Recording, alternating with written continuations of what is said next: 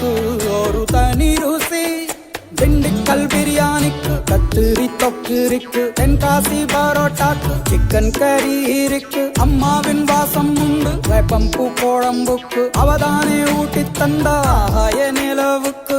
உணவிலே ஒரு உறவு இருக்குது, உள்ளுக்குள்ளே ஒரு கவிதை பிறக்குது. போறப்புத்தான்